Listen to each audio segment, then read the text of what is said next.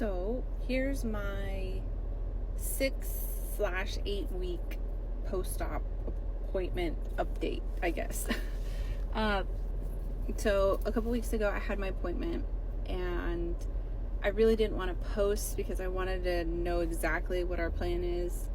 So I had a couple holes in my incision from the revision that didn't completely close up but heal. So because I had that last time and lasted for about a year and a half, I was really stressed because that caused a lot of issues. And so when I spoke to the new surgeon about it, she was very much like, we're not going to let it go that way, so I'm going to give you 2 weeks, and if that those holes don't close up, then I'm going to take you back into surgery, and then we're going to completely open them, figure out why they're not closing, wash everything out, and re-close them up in hopes that they'll close this time. So it made me feel better that we had a game plan, but at the same time I was kind of nervous and I really didn't want to go back into surgery again. So this appointment, the good thing is that out of the 3, 2 have completely closed up. But a couple days before my appointment, there was like a little white string, but it was like a fiber string, not like a stitch or anything.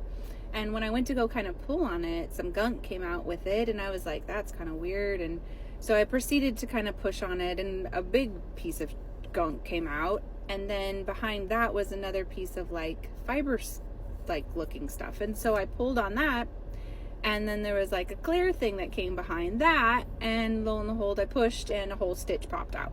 So when I went to the appointment and explained to her what had happened, she goes, sometimes even though we put dissolvable stitches in, some people's bodies are just like, I don't like that, and your body kind of attacks it and tries to like cover it to protect it from the rest of your body because it thinks it's a foreign thing.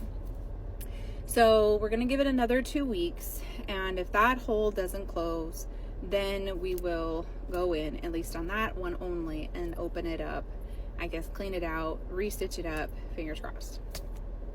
I don't know. Also today, then I had my 3rd test socket sizing, and I brought my old leg with me because I wanted toenails on my shell, and I kept forgetting to do it. So I brought my old leg with me, plus my test socket that I had worn. Wasn't the best, super painful. I got a blister. I got a lot of red marks of pressure points and stuff, and just wasn't a good fit. And out of the Thursday, Friday, Saturday, Sunday, Monday I was able to wear it, I only wore it like 2 days because it was just unbearable. So kind of bummed about it. But then I brought the old socket with her and was like, look how like loose this is, but yet it's like, can't you just make it like this? And as soon as I went to go put it in, it was like tight. It shouldn't be tight because I lost an inch in length and I lost like 2 inches all the way around. And so even my prosthetic lady was completely confused by that whole thing, and took some measurements. Lo and behold, I'm actually pretty swollen today, and I believe it's because I went to this kind of like spa thing yesterday, and one of the places is like a Dead Sea soak, and I went in it. So a lot of salt. So I'm assuming that that's probably what happened, a lot of salt. And then my appointment was first thing in the morning at 8 a.m. and I was there until 9 p.m. the night before. So I have a feeling that that's probably some of why I'm a little swollen of my leg. So she gave me my original socket back, put a little pad in the bottom of it to kind of pop me up because obviously I have lost the length, and said walk on that for a couple days, and worst case this doesn't work and we go back to the other test socket and we figure that out. Best case, this socket works, we just need to shorten it, which is fine, and we can maneuver that and figure that out from there. So I'm kind of, I guess, frustrated because now I'm in between 2 different sockets, a test socket and my old socket, and trying to figure out what we're doing, and neither one are like the perfect fit. And the only way that my old one doesn't feel bad is because I'm kind of floating at the bottom, so I'm not walking on like putting a lot of pressure on the bottom of it, so it actually feels a lot better.